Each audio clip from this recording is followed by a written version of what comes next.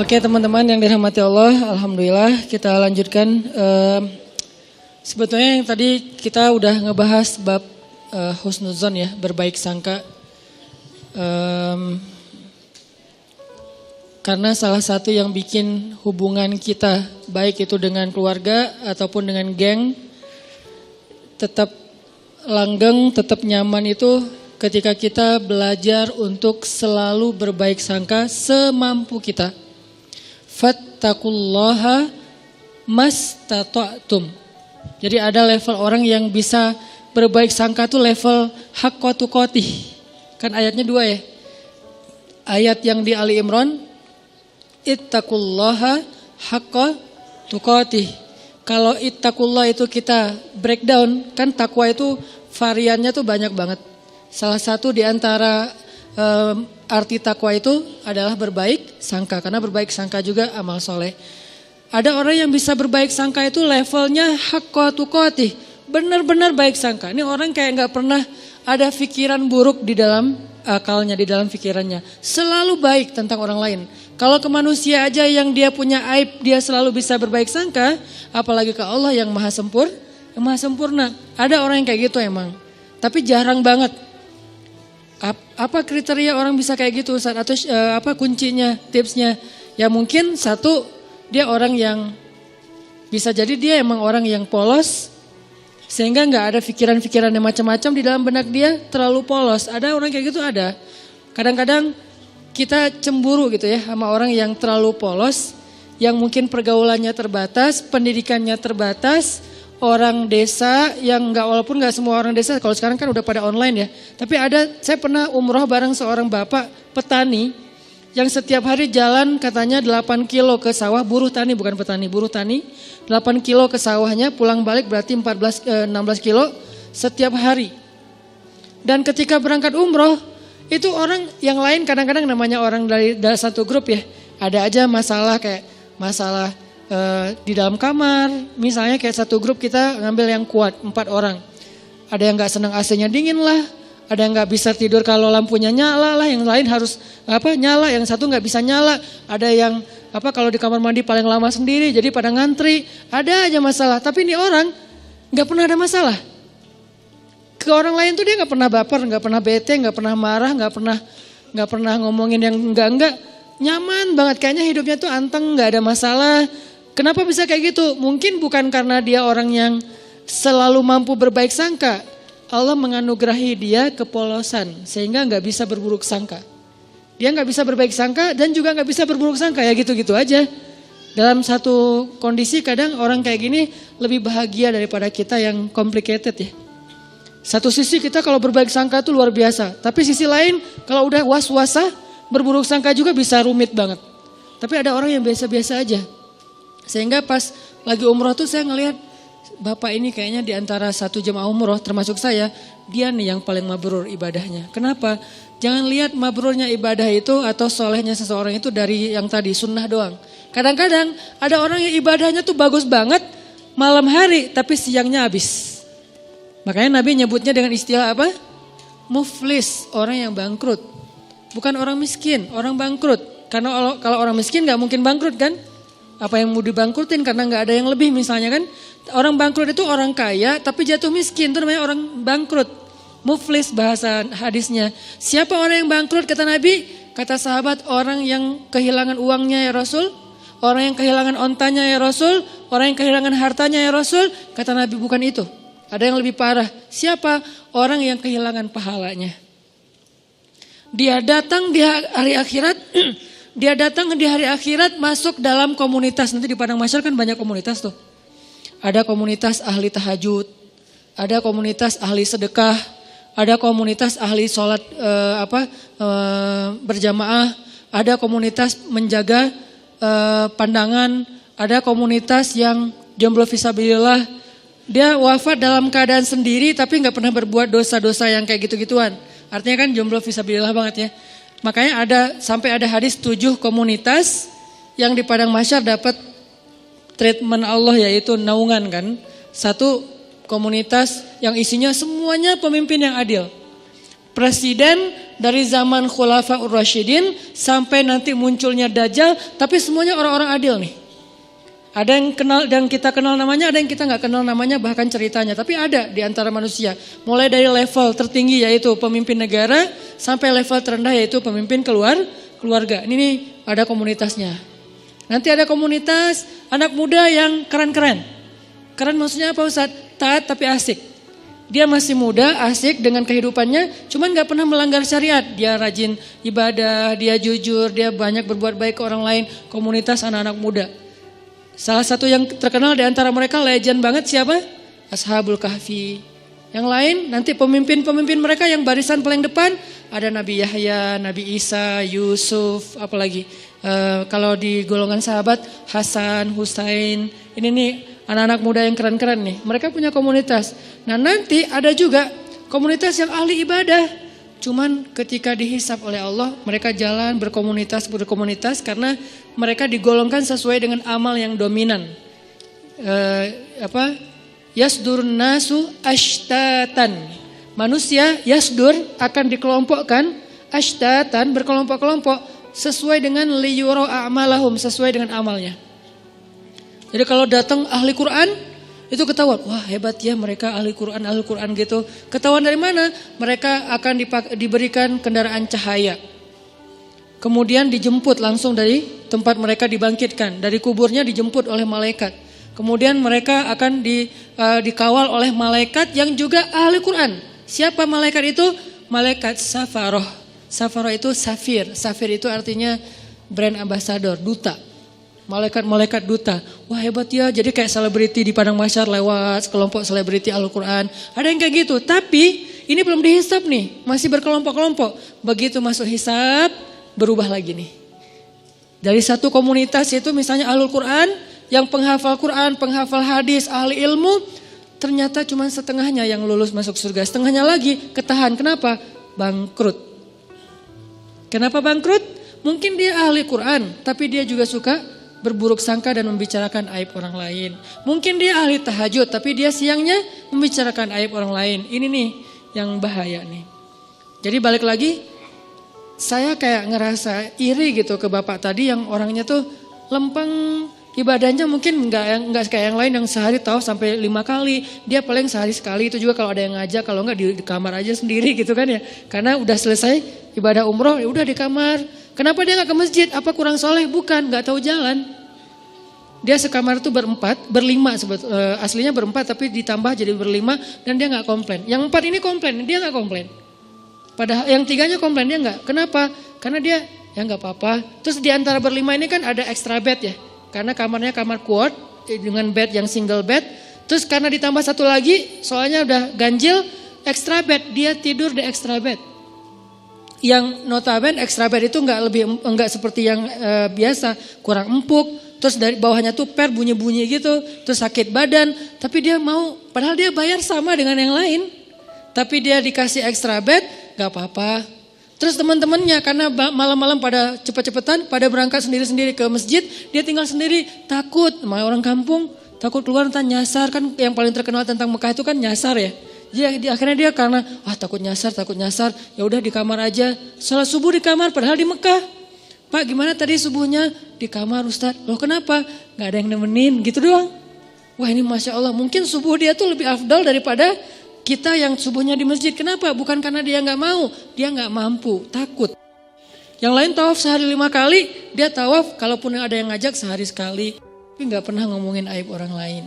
Gak pernah berburuk sangka kepada orang lain. Dia orangnya selalu tersenyum. Dalam keadaan capek aja bisa tersenyum. Dahsyat nih orang kayak gini nih. Gak tahu Allah kasih kelebihan apa pada dia. Ini namanya haqqa tuqatih. Husnuzonnya itu udah benar-benar husnuzon. Selalu husnuzon. Gak pernah berburuk sangka. Ada orang kayak gitu? Ada. Apalagi di kalangan sahabat. Contoh. Ada seorang sahabat namanya Tolhah bin Abdillah. Istrinya Tolhah ini pernah sukses, pernah juga diuji dengan terpuruk secara finansial, bisnis dia, dagangan dia tuh kayak rugi gitu. Ketika sukses, teman-temannya banyak yang datang ke rumah. Tolha, jadi rumahnya rame terus. Dan suka minjemin duit dari dia, jadi dia bantuin teman-temannya, traktirin makan teman-temannya. Pas lagi sukses nih, begitu dia bangkrut, sepi, gak ada yang datang ke rumahnya. Orang gak ada yang ngejar dia, gak ada yang ngeramein rumahnya lagi, gak ada yang jalan makan bareng dengan dia. Harusnya kan minimal gantian dong, sekarang dia yang ditraktirin kan. Akhirnya istrinya secara manusiawi normal bilang gini, Tolha, tuh lihat teman-teman kamu sekarang. Ketahuan kan siapa yang sejati, siapa yang enggak. Kenapa kata Tolha? Giliran kamu sukses dulu mereka nemenin kamu. Ramai di rumah setiap malam. Sekarang giliran kamu bangkrut mereka jauh dari kamu. Kata Tolha, enggak, sebaliknya. Mereka itu teman-teman yang baik. Mana sisi baiknya? Dulu ketika aku banyak uang, mereka datang meminta tolong kepada aku karena mereka tahu aku mampu menolong mereka. Sekarang ketika aku bangkrut gak punya uang, mereka gak datang lagi karena gak mau merepotkan aku. Lihat sisi, selalu ada sisi husnuzon. Ini orang kok bisa kayak gini gitu. Sekarang mereka gak datang lagi ke rumah aku karena gak mau ngerepotin aku. Takut daripada saya minta pinjam uang ke Tolha, tapi Tolha jadi gak enak hati karena gak bisa nolongin. Kasihan, ya udah deh gak usah datang ke rumah Tolha. Itu yang dipikirin. Coba kalau kayaknya kita kayak istrinya lah ya, normal kan ya. Dan itu gak salah, cuman ada orang yang keren. Bisa haqqa tuqatih. Sehingga ayatnya, ittaqullaha haqqa tuqatih. Kalau kalian mau beramal saleh yang pol, coba. Ada orang yang bisa kayak gitu. Siapa lagi yang bisa husnuzon? Istrinya Abu Ayyub. Ketika terjadi fitnah, berita hoax tentang Aisyah selingkuh dengan Sofwan. Istrinya Abu Ayyub pulang ke rumah terus nanya ke istrinya, Mah, udah dengar berita yang lagi trending topik gak? Gitu. Oh, tentang Aisyah, ya gimana menurut mama? Kata istrinya Abu Ayyub, ya Abu Ayyub, gimana menurut engkau kalau ada yang membuat berita aku selingkuh? Kata Abu Ayyub, ma'azallah, gak mungkin saya percaya karena saya tahu mama orangnya soleha, baik, menjaga diri, gak mungkin macam-macam. Kalau sebaliknya ada orang yang mengatakan engkau hai Abu Ayyub selingkuh, mungkin gak? Ma'azallah, gak mungkin saya selingkuh, kan saya suami setia sama kamu gitu-gitu kan ya. Terus saya gak mungkin selingkuh, gak mungkin berpaling ke yang lain mah, demi Allah gitu. Kata istrinya Abu Ayyub, wahai Abu Ayyub, sesungguhnya Aisyah lebih soleha dari aku. Kalau aku gak mungkin, Aisyah lebih gak mungkin lagi. Sesungguhnya Sofwan lebih soleh dari kamu. Kalau kamu aja gak mungkin, apalagi Sofwan. Ini juga berbaik sangka. Dia selalu melihat angle yang bisa buat dia tuh berbaik sangka sama orang lain. Dia cari, dia ulik tuh. Gimana ya cara berbaik sangka? Gimana ya cara berbaik sangka? Kan itu harus dicari juga ya, gak bisa pasrah gitu aja. Karena kalau kita pasrah doang kan yuwaswis. Yang banyak itu kan waswasah setannya nih. Yuwaswisu fi sudurinas. Ternyata dia benar, ternyata dia gitu, ternyata dia enggak seperti yang kamu pikirkan. Ini tuh banyak banget sehingga kita harus ngelawannya dengan cari-cari celah. Mana ya sisi baiknya ya, mana sisi baiknya ya. Kalau enggak ada, minimal kalau enggak bisa sama sekali, Allahu a'lam. Saya enggak mau komen deh. Saya enggak mau berprasangka apapun deh. Ya udah deh saya diam aja. Nah ini menunjukkan bahwa ada orang yang haqqa tuqatih. Ada juga yang enggak bisa haqqa tuqatih, maka Allah berfirman di dalam surat At-Taghabun kalau enggak salah, fattaqullaha mastata'tum. Kalau kalian enggak bisa berbaik sangka total, semua kasus berbaik sangka enggak bisa, minimal mastata'tum, usahakanlah semampu kalian. Ini Al-Quran. Indahnya Al-Quran tuh kayak gitu, balance. Cuman kadang-kadang kan kita ngambil satu ayat menyimpulkan. Padahal ayat itu saling mengutuhkan, saling menjelaskan. Bayinat antara satu dengan yang lain. Kalau gak bisa semuanya berbaik sangka, jangan sampai juga kita akhirnya nyerah. Kayaknya susah banget ya berbaik sangka, udah deh kita biasa-biasa aja. Jangan gitu.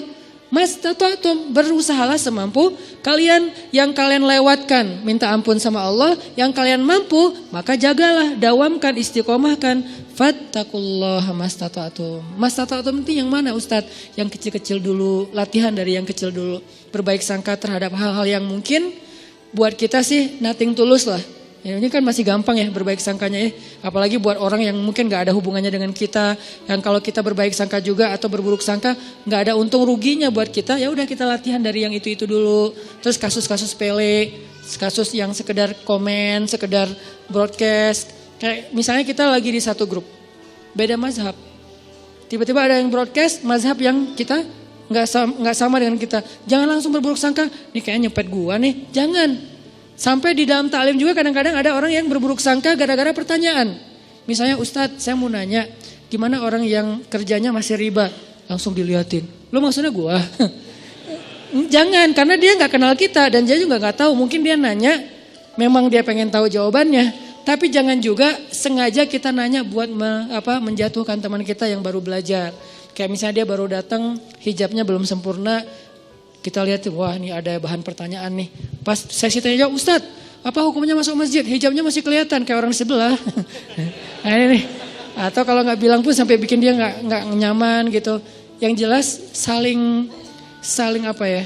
Yang satu menjaga lisan, menjaga sikap, yang satu lagi menjaga pikiran dan perasaan.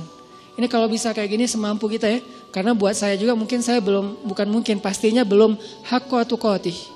Jangankan keluar, ke rumah aja, ke keluarga aja belum bisa hakku tuqatih. Tapi baru mastata'tum, masih ikhtiar, masih proses, masih belajar. Dan saya juga belajar. Jangan berpikir, oh Ustaz udah sempurna banget ya, hebat ya. Enggak sama sekali. Yang sempurna di antara manusia cuman Rasulullah SAW. Sisanya lebih. Kemudian kurang dikit, makin kesini tuh makin lemah nih. Sahabat idealnya udah di atas rata-rata. Tabiin di bawah sahabat sedikit tapi di atas kita. Tabiin di bawah tabiin tapi di atas kita. Makin kesini tuh makin ya tahu dirilah. Artinya kita bukan siapa-siapa. Lagian orang bertakwa itu bukan berarti gak pernah berbuat dosa. Ini juga satu celah untuk berbaik sangka teman-teman. Ketika teman-teman punya teman baru atau teman yang udah baru hijrah atau yang udah soleh, jangan mengkultuskan dia harus benar segala hal. Ini bahaya nih. Kalau kita menganggap orang soleh ahli ibadah itu gak boleh salah, kita akan kecewa dengan semua orang. Kenapa? Gak ada orang kayak gitu setelah Rasulullah SAW wafat. Gak ada orang yang gak pernah buat salah. Toh Nabi aja yang sempurna kadang berbuat keliru walaupun bukan salah. Nabi gak pernah berbuat dosa, Nabi tidak berbuat kesalahan, maksum, tapi keliru, ya. Bahkan beberapa kali Nabi ditegur di Al-Quran oleh Allah. Banyak ayat, termasuk Nabi lupa bilang insya Allah, sampai akhirnya ditegur. Termasuk Nabi misalnya mengharamkan apa yang Allah halalkan demi nyenengin istrinya. Termasuk Nabi sikapnya bermasa muka dan berpaling. Termasuk Nabi salah fatwa memutuskan masalah tawanan perang. Banyak di Al-Quran itu teguran kepada Nabi. Kenapa? Karena Nabi juga manusia. Cuman beda sama kita, kalau kita salahnya kadang-kadang sengaja. Kalau Nabi tidak sengaja. Dan salahnya Nabi itu bukan salah dalam bahasa fikih, keliru. Kalau salah enggak, kalau keliru ya. Keliru dalam sholat pernah, yang harusnya 4 rakaat jadi 2 rakaat, kenapa? Lupa. Nabi tapi kok enggak khusyuk? Bukan enggak khusyuk, Allah bikin kayak gitu biar Nabi itu jadi teladan buat kita yang pelupa. Sholat, udah berapa rakaat nih? Kan lupa kan? Ya udah deh, kayaknya udah selesai deh. Assalamualaikum. Nah ada teladannya dari Nabi. Kalau kita lupa, ambil yang paling kecil angkanya, jangan ambil angka yang paling besar, keenakan. Baru juga serakaat, kayaknya udah 4 deh. Assalamualaikum. Setiap hari aja sholat serakaat karena pelupa gitu. Nabi pernah lupa 2 rakaat, terus gak perlu diulang 4 rakaat, itu memberatkan. Misalnya sholat zuhur, pas tahiyat awal, udah gitu, ini yang kedua atau yang pertama ya? Kayaknya kedua deh. Assalamualaikum. Di belakang bilang, Mas lagi sholat sunnah? Enggak, zuhur 2 rakaat. Oh iya, langsung sholat lagi 2 rakaat. Tidak perlu diulang. Ya, kok dikasih tahu sih, biarin aja kali. Jangan, biarin. Akhirnya kita nambah 2, kan gak repot ya kalau nambah 2 rakaat ditutup dengan sujud sahwi. Kecuali kita udah kemana-mana, makan-makan dulu, cari kayak batagor apa segala macam. Lo tadi perhatiin gue sholat gak? Iya, kenapa? 2 apa 4? 2 sih kayaknya. Oh 2 beneran 2 ya, udah deh 2 lagi deh. Enggak, itu mah udah batal, udah jauh ya. Tapi kalau masih duduk, tapi kan udah ngomong Ustaz, ngomongnya kan yang perlu aja, cuman masalah bab sholat, bukan ngerumpi. Udah ngobrol kemana-mana masalah politik segala macam, kayaknya tadi kita bener gak sih sholatnya? Udah lama kali, itu ulang lagi dari awal. Nabi pernah kayak gitu? Pernah. Tapi itu bukan salah, keliru. Dalam bahasa fikih itu namanya khata', bukan batil. Nabi tidak pernah berbuat batil. Tapi kalau yukhti atau khata' pernah, cuman gak sengaja. Artinya ya semampu kita aja lah, berbaik sangka sama orang, berbaik sangka sama pasangan, berbaik sangka sama keluarga, apalagi orang tua. Gimana caranya Ustadz biar bisa berbaik sangka? Satu, tadi cari celah. Kalau kata ulama, iltamis li akhika alfa uzrin. Carilah untuk saudaramu 1000 alasan. Cari 1000 alasan.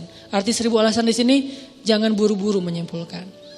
Jangan buru-buru menyimpulkan. Ada satu hikmah yang menurut saya itu keren dari seorang dai. Beliau bilang gini, kalau kalian dapat WA, teks apapun bentuknya, kalau kalian dapat teks, dikirimin teks sama orang yang kalian gak nyaman, jangan langsung dibales. Terus tunggu dulu beberapa lama, mungkin besok dibalasnya. Kalau kita gak nyaman ya, kalau yang kita nyaman balas aja langsung, kasihan dia nungguin. Kalau gak nyaman kayak dia misalnya ngomong yang gak pantas, atau salah ngomong, atau mengkritik, atau apalah, jangan langsung dibalas. Kenapa? Tunggu sampai besok. Kalau kita tunggu sampai besok, kita akan dapati diri kita besok membalasnya lebih bijak daripada semalam. Kenapa begitu? Kata beliau dalam sebuah perumpamaan, kalau kalian mendapatkan makanan yang panas, jangan langsung dimakan. Tunggu sampai dia agak sedikit hangat atau lebih dingin, baru kalian makan, itu akan sehat. Kalau panas-panas dimakan, itu hanya akan menyakitkan diri kalian sendiri. Begitu juga ucapan. Dapat teks, jangan langsung dibalas, masih panas. Nanti sama-sama kebakar nih. Tunggu sampai dia dingin. Kita dingin, dia dingin, di sana udah ngirim tag kan semalaman, nungguin akhirnya dingin ya. Gak tahu juga, mungkin lebih panas kali ya.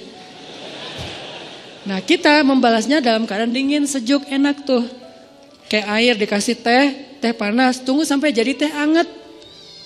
Baru kita minum, tapi kalau panas-panas diminum, yang pertama kita celaka, yang kedua juga orang lain celaka. Kenapa? Kita celaka karena kepanasan, orang lain celaka karena kita salah-salahin. Ini siapa sih yang bikin teh panas-panas amat, dan seterusnya dan seterusnya.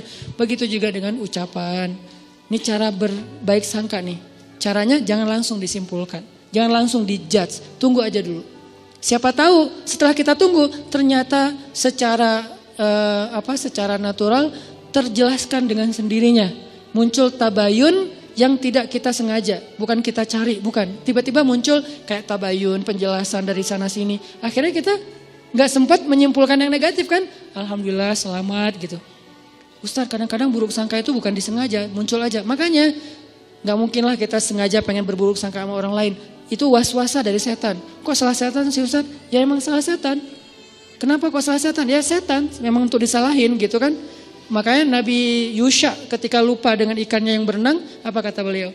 Wa ma ansanihu illa syaitanu an adzkurah.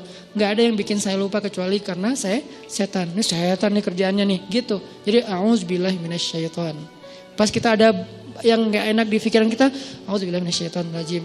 Terus kata setan, gue enggak ngapa-ngapain kok ditauz-tauzin sih?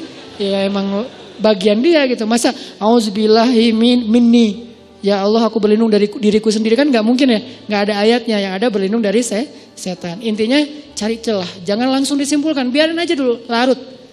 Ada masalah, jangan langsung, wah bener nih, jangan, diamin aja dulu.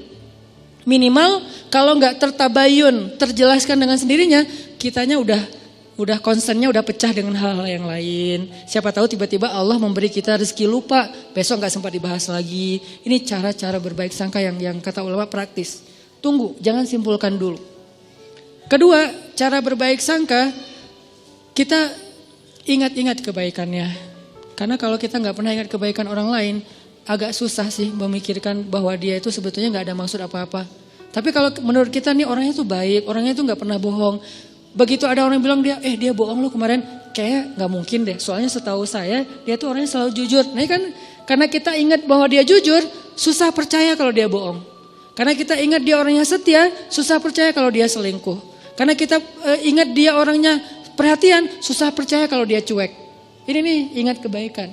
Seingat mungkin, kalau perlu kita bikin program buat diri sendiri berbaik sangka dalam rangka mastata'tum, semampu kita catat. Dia pernah gini sama saya, dia pernah bantuin saya, dia pernah. Sesekali kita minta tolong dia gak bisa tolong, kita akan lihat dulu sih dia selalu nolongin saya. Kok sekarang dia gak nolong? Kayaknya dia lagi ada masalah juga. Tapi kalau kita lupa, dia emang gitu orangnya. Susah banget dimintain tolong. Padahal setiap hari nolong. Kecuali kali ini. Nah ini cara berbaik sangka, ingat kebaikan orang lain. Kalau gak ada Ustadz, Siapa bilang nggak ada? Nggak mungkin nggak ada kecuali Firaun. Toh Firaun aja masih ada kebaikannya apa? Masih mau menampung Musa kecil di rumahnya, walaupun sebetulnya dia nggak suka kepada Musa itu. Masih mau, gara-gara apa? Gara-gara sayang sama istrinya. Kalau Dajjal, nah itu satu-satunya yang mungkin bukan hampir nggak ada sih emang.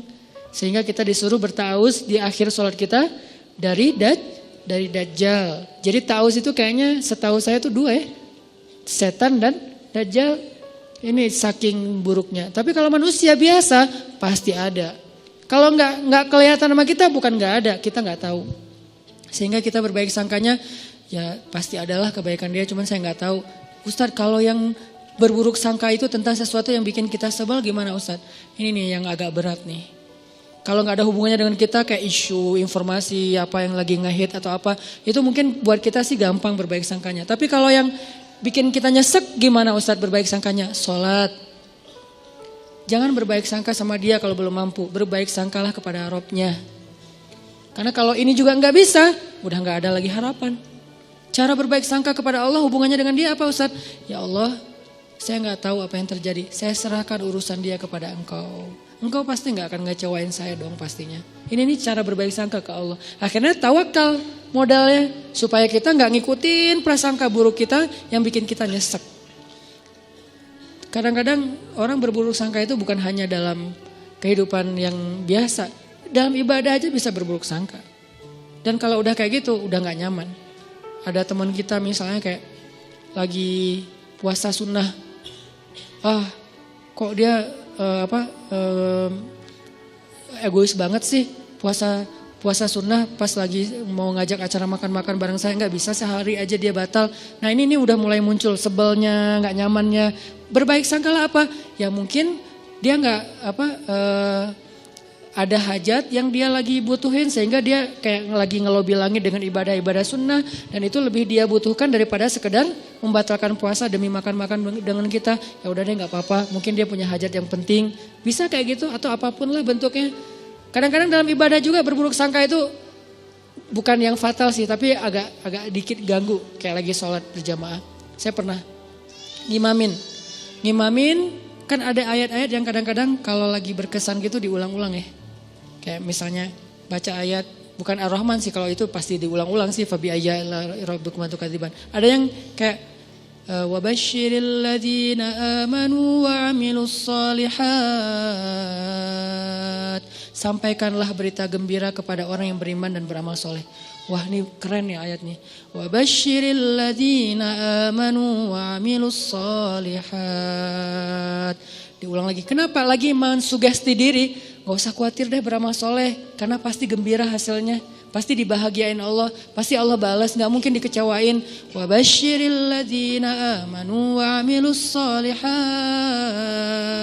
Di belakang kadang-kadang makmumnya mungkin gak bisa berbaik sangka. Tapi gak fatal juga sih. Jangan-jangan Ustadz lupa nih. Analahum jannat.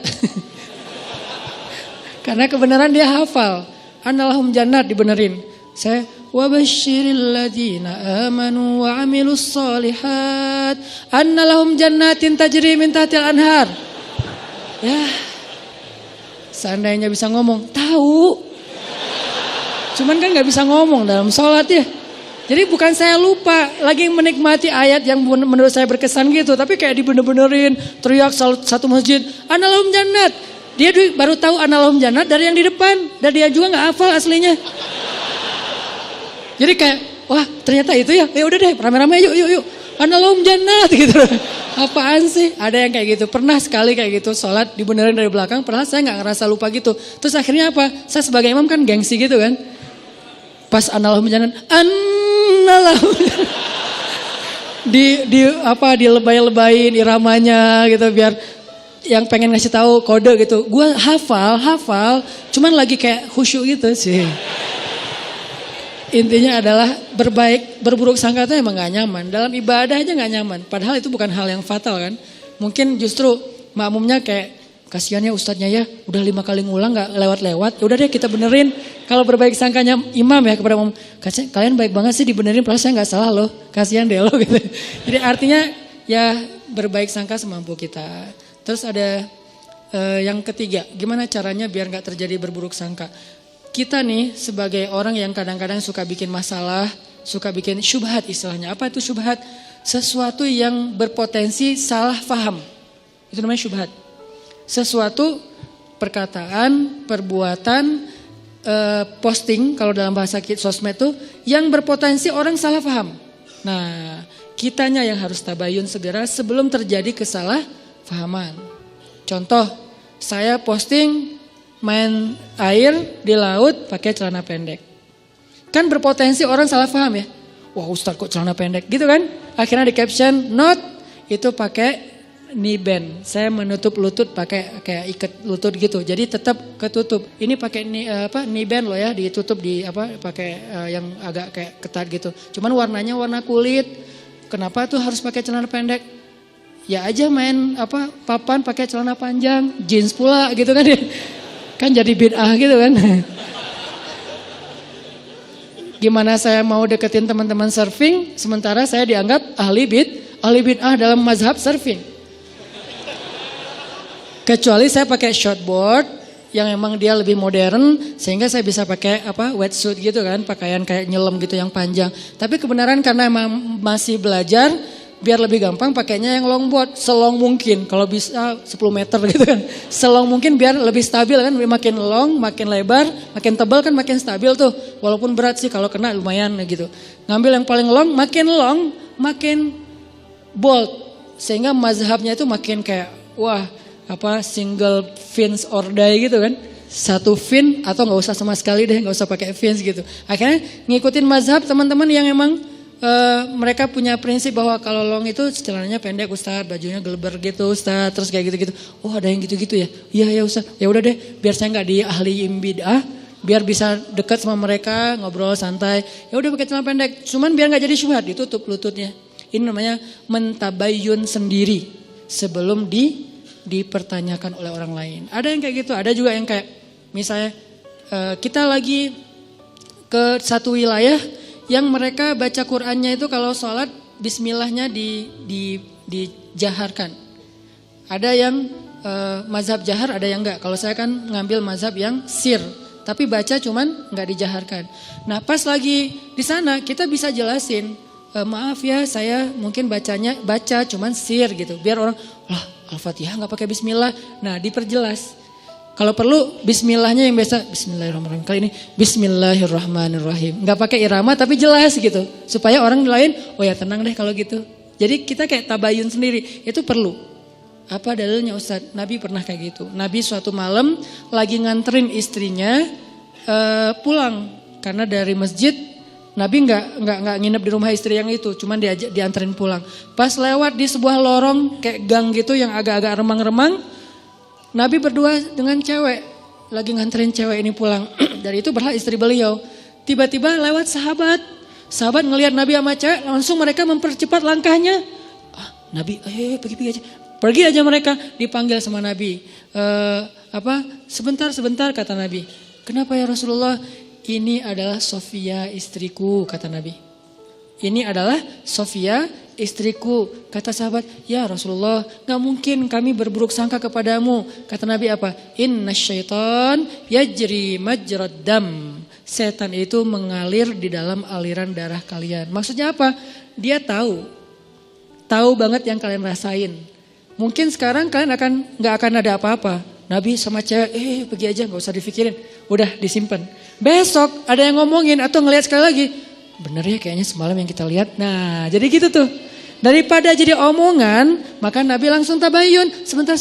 Ini Sofia istriku, kata Nabi. Oh iya, berarti udah gak ada fitnah. Ini namanya tabayun langsung. Kadang kita sebagai objeknya yang harus aktif. Kalau kita lihat sikap kita, postingan kita, ucapan kita, teks kita, caption kita tuh bisa mengundang salah faham orang yang membaca. Dan itu kan banyak. Tulisan-tulisan yang kalau orang baca salah faham. Kenapa salah faham? Karena mungkin memang tulisannya agak-agak multi tafsir. Maka butuh kayak footnote-nya, butuh penjelasannya, butuh apanya. Itu namanya tabayun. Jangan tunggu orangnya, jangan suuzon dong tabayun dulu. Kalau emang yang kita lakukan emang akan muncul potensi salah faham, kita aja yang langsung tabayun. Termasuk kayak lagi eh, lagi bikin event. Saya beberapa kali bikin event, muhasabahnya pakai back sound. Saya udah minta fatwa, saya tanya Ustadz Abu Samad, Ustadz, saya muhasabah pakai back sound, boleh nggak Ustadz? Di dalam masjid atau di luar? Di luar, boleh. Tanya ke yang lebih senior lagi, namanya Bang Zikri, kakak kelas saya namanya Dr. Awalul Zikri, dokter di bidang fikih. Berarti beliau kan lebih ini lagi ilmunya. Bang, saya pakai back sound tapi di luar masjid, di gedung gitu pas muhasabah. Boleh enggak? Doa itu ibadah mutlak kata beliau. Arti ibadah mutlak tidak terkait dengan cara tertentu. Maka boleh selama back soundnya tidak berlebihan. Kalau back soundnya mungkin yang lebih kencang daripada doa mungkin ya agak-agak gimana gitu kan ya. Terus pakai, dulu kan jarang ada tablik akbar pakai flashlight ya. Terus kita bikin tablik akbar beberapa kali pakai flashlight. Pas bagian apa? Pas bagian lagu Indonesia Pusaka. Pakailah flashlight. Mulai dihujat nih, dihujatnya apa? Kajian kok kayak apa gitu kan ya, kayak ikut agama lain atau apa gitu, kayak pakai lilin atau apa gitu. Oke, saya yang salah, lupa tabayun. Alhamdulillah, bukan alhamdulillahnya, qadarullahnya sekarang banyak para habaib, Masya Allah, mereka selawatan juga di acara crowd event gitu pakai flashlight kan. Ada Habib siapa gitu, yuk kita selawatan, nyalain flashlightnya. Buat apa sih? Buat lebih semarak, lebih semangat gitu. Termasuk Ustadz Abu Samad juga bikin pakai flashlight. Karena saya juga ngomong sama Ustadz Abu Samad kan sering kontak-kontakan. Ustadz saya pakai flashlight loh dan dituduh gini-gini. Kata Ustadz Abu Samad, kita bikin komunitas yuk.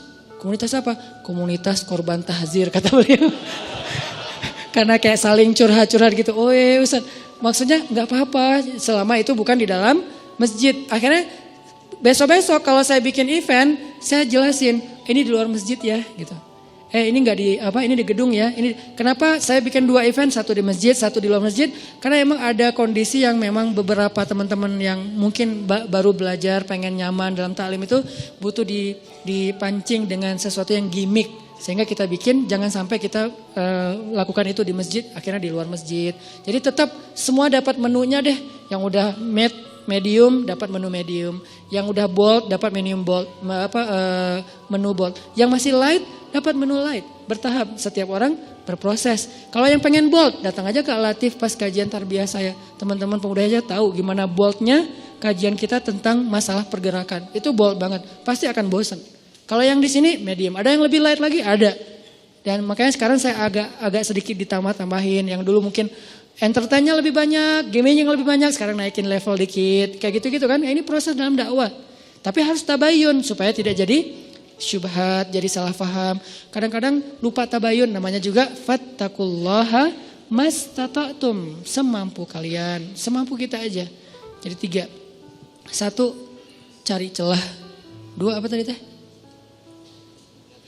Mengingat kebaikan. 3, kita sebagai objeknya yang kalau bisa menjelaskan supaya tidak terjadi salah paham. Ini aja yang mungkin saya bisa share tentang berbaik sangka. Karena berbaik sangka ini adalah salah satu modal penting kalau kita mau membangun sosial yang yang nyaman, masyarakat yang nyaman, hubungan pertemanan yang nyaman, keluarga yang nyaman. Salah satunya adalah dengan berbaik sangka. Mudah-mudahan ini bermanfaat. Yuk kita tutup dengan muhasabah, berdoa kepada Allah Subhanahu wa taala. Terutama kita akan sama-sama berdoa untuk guru kita Ustadz Arifin Ilham yang mungkin sedang Allah uji dengan sedikit drop. Jadi beberapa hoax itu mungkin saya juga tabayun ke keluarga beliau itu cuman hoax. Tapi drop sempat kemarin sampai sekarang dirawat. Insya Allah mudah-mudahan sama-sama di seluruh Indonesia kita mendoakan beliau. Semoga Allah segerakan kesembuhannya dan dijadikan penyakitnya sebagai penggugur dosa.